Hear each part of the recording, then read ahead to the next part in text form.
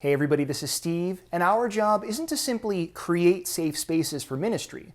It's also to create a record of the work we've done. In this video, we're going to review why notices of concern are so important, and review how the church, from parishes up to the archdiocese, will create records of safety that show that we're all in compliance with the new policies for the safety of children and youth. But first, if you haven't yet, remember to like this video and subscribe to our channel, so you never miss out on great Orthodox Christian content. All right, let's get started.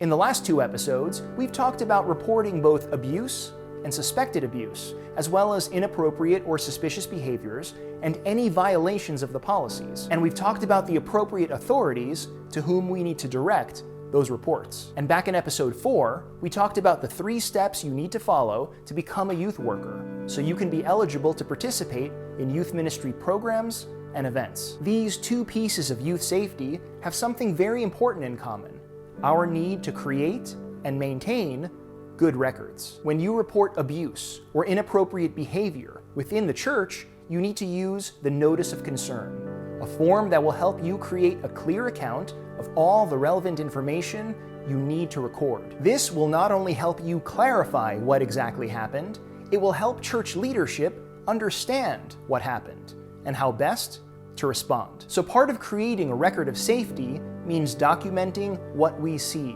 the things that are cause for concern, so there's always a record of what's going on. Creating a record of safety also means being able to show that the only people who are involved in our youth ministry programs or events are youth workers, the people who have done the work to prepare themselves for this important ministry. When you go through the 3-step process and become a youth worker, it's the responsibility of the church to record that information. So there's no question that you're eligible to participate in youth ministry programs and events and make a positive impact in the lives of young people. Because these records are very important, and because there are thousands and thousands of youth workers across the archdiocese, we developed a process to help us understand exactly who our youth workers are and exactly which parishes are following the policies. As we covered back in episode 4, anyone who wants to become a youth worker or remain a youth worker needs to first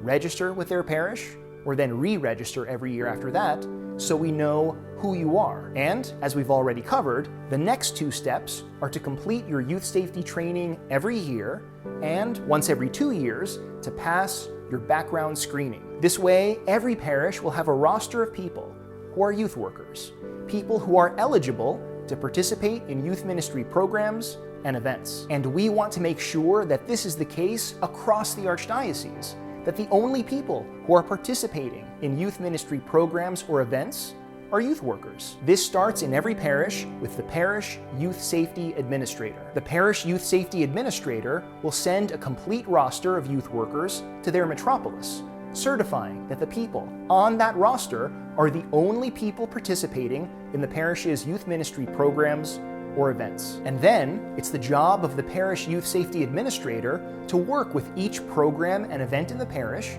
to make sure that the only people who participate in youth ministry are youth workers. Parish Youth Safety Administrators send their parish roster to the Metropolis Youth Safety Administrator, who does a similar thing for the entire metropolis. And then the Metropolis Youth Safety Administrator sends the metropolis roster to the Archdiocese Youth Safety Compliance Officer, who does a similar thing for the entire archdiocese. That way, at the parish and metropolis and archdiocese levels, we have committed people making sure that the only people who participate in youth ministry programs and events are youth workers. And at each level, we have clear records of compliance, which clearly indicate who our youth workers are and that they've been registered, trained, and screened as the policies require. If you are a parish or metropolis youth safety administrator, you can find helpful step-by-step checklists and information at our youth safety website,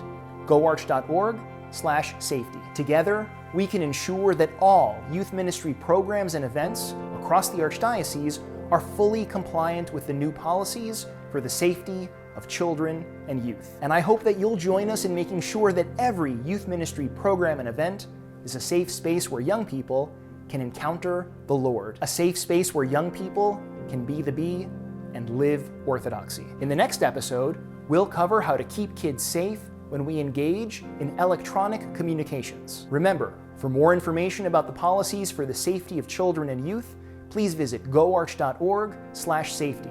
That's goarch.org/safety. And please make sure to share this video.